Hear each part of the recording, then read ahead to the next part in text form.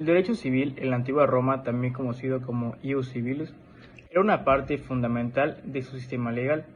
Se basaba en las costumbres y tradiciones de la sociedad romana y se aplicaba principalmente en los ciudadanos romanos.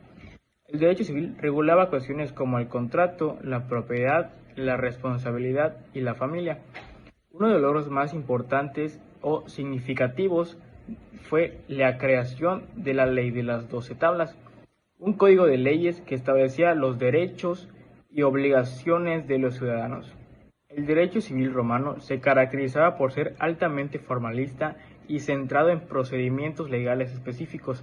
Se enfocaba en la protección de la propiedad privada y el cumplimiento de los contratos. Además, reconocía la importancia de la familia con conceptos como la patria potestad, que otorgaba a los padres un amplio control sobre sus hijos.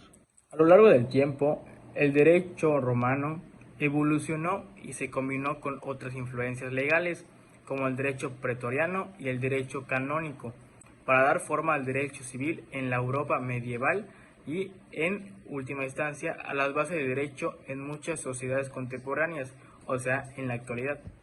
En la actualidad, el derecho civil se enfoca en regular las relaciones entre los individuos o entidades particulares. Su principal objetivo es establecer normas y principios que gobiernen asuntos como el contrato, la propiedad, la herencia, la responsabilidad civil y la familia. El derecho civil abarca una amplia gama de asuntos legales, como la compra de bienes raíces hasta el divorcio y la sucesión de dichos bienes. El derecho civil también nos sirve para una convivencia pacífica y para garantizar la protección de los derechos de las personas dentro de una sociedad central que otorgaba a un paterfamilias, el que era el encargado de la familia, en este caso el padre, un amplio poder y control sobre su familia, incluyendo a sus hijos, su esposa y otros miembros dependientes como los esclavos. Este poder abarcaba aspectos como la educación, la administración de bienes y en algunos casos incluso la vida y la muerte de los hijos. La patria potestad se basaba en la idea de la autoridad paterna y la perpetuación de la gens, la unidad familiar, a través de generaciones.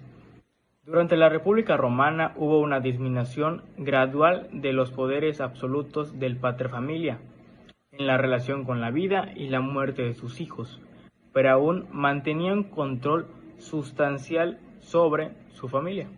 La patria potestad se considera un elemento fundamental en la estructura social romana y su influencia se ha observado en el desarrollo de las leyes familiares en el derecho romano y, en última instancia, en el derecho de las familias en las sociedades posteriores, llegando así a la actualidad. En la actualidad, la patria potestad es un concepto legal que se refiere a los derechos y responsabilidades que los padres tienen sobre sus hijos. Estos derechos incluyen la custodia, cuidado, educación y bienestar de los niños que son menores de edad. La patria potestad busca proteger los intereses y derechos de los niños, garantizando que se creen en un ambiente seguro y saludable. En la patria potestad, los padres tienen el deber de proporcionar apoyo económico y emocional a sus hijos. En caso de divorcio o separación, los acuerdos de custodia y visitas son comunes para definir cómo se ejercerá la patria potestad.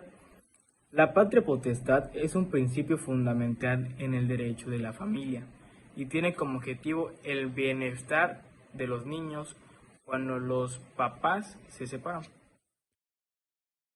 Bueno, pues a mí me tocó hablar de matrimonio y pues realmente lo que voy a hablar es todo el proceso de lo que es el matrimonio en el derecho civil romano.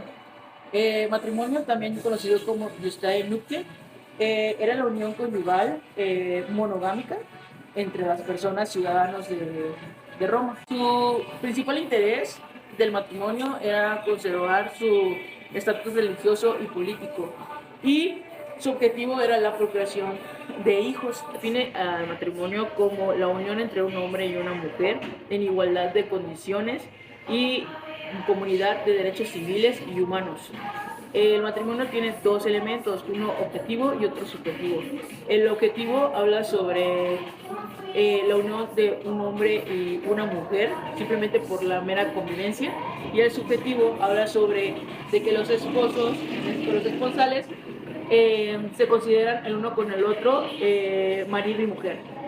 Y este se llama afecto maritalis. Habla sobre el trato de que los esposos o los esponsales tenían en público, el cómo se trataban y cómo llevaban su relación. Y era también que eran parte de su rango social y que el hombre podía gozar de la dignidad de la mujer. Se consideraban también como hijos legítimos aquellos hijos nacidos entre los 180 días contados desde la celebración de la fiesta de nupcia o de lo que es el matrimonio, y también dentro de los 300 días contados desde la terminación del matrimonio. Eso quiere decir que cuando termina el matrimonio, si había un embarazo dentro de los 300 días, el hijo se considera legítimo. También vamos a hablar de lo que son las condiciones de validez para la celebración del matrimonio.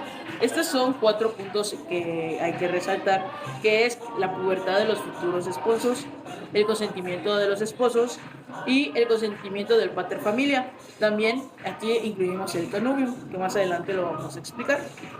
La pubertad de los futuros esposos, en el derecho civil decían que para que pudieran contraer matrimonio, estos tenían que ser en la mujer mayor de 12 años y en los hombres mayores de 14. También teníamos el consentimiento de los esposos, que esto era simplemente la libre expresión de que se querían casar. Es el consentimiento del jefe de familia.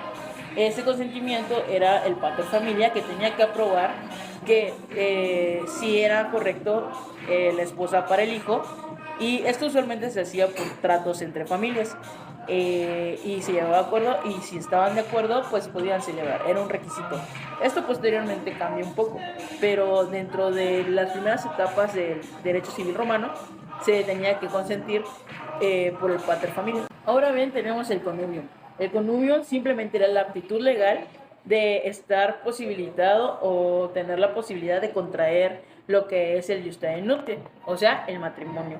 Y esto era exclusiva de los ciudadanos romanos. Esta podía ser sustituida en dado caso por el emperador autorizando la celebración del iusta in nuptiae. Eso quiere decir que, por ejemplo, si no tenías esta capacidad del connubium, simplemente se mandaba por medio del Senado una solicitud para que el emperador pues ahora sí que aprobara el matrimonio. Aquí también entra lo que son algunos impedimentos para la celebración del matrimonio, como el que por ejemplo, alguien que tenía la tutela de un pupilo quisiera contraer matrimonio con ellos, o que un padre quisiera tener un matrimonio con su pupilo igualmente. Estas eran impedimentos que no se podían contraer, o por ejemplo en una cierta línea de parentesco que no podían contraer matrimonio entre ellos. Aquí en esta parte pues era completamente negado lo que es el connubium, y no se podía celebrar el matrimonio por ningún motivo.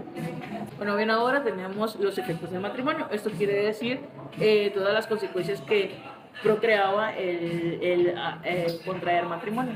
Esto quiere decir que son los efectos más que nada para la mujer, las condiciones en las que la mujer quedaba con el matrimonio. En primera instancia tenemos que la mujer pasaba a ser completamente adoptada o resguardada por la familia del hombre. Ella se creaba como una libris de la familia, dejando toda relación con su familia consanguíneos, y pasa a ser parte de la familia completamente de el hombre con el que está contrayendo matrimonio.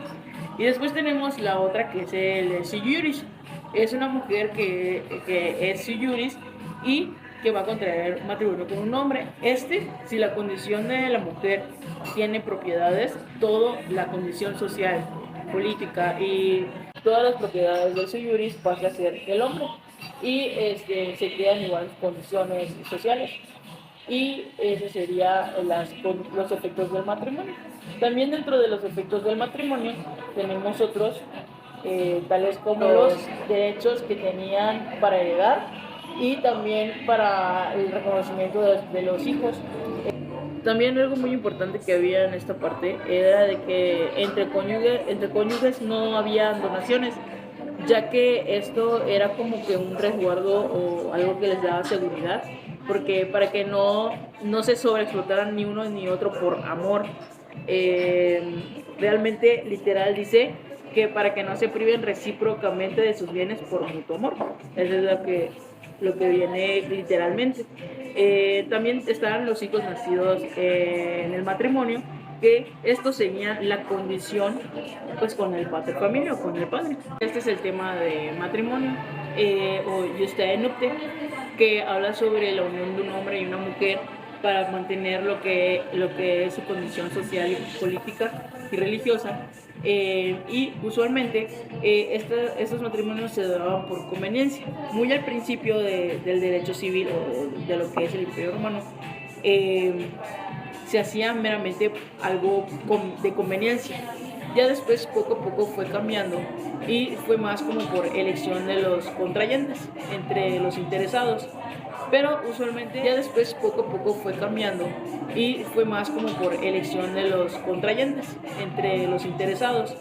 Pero usualmente era cuidando como que los aspectos religiosos, políticos, que era lo que les daba un estatus a la familia. Como ya comentamos, la mujer era la que adquiría la condición de la familia del hombre o del hombre cuando contraía matrimonio, y que si era lo que era sui juris y tenía propiedades, se las quedaba el hombre. También hablamos sobre lo que es las condiciones del matrimonio, que tenían que ser, pues tenían que tener la pubertad, tenían que tener el consentimiento de ambos, que tenían que tener el consentimiento del pater familia y el conubis.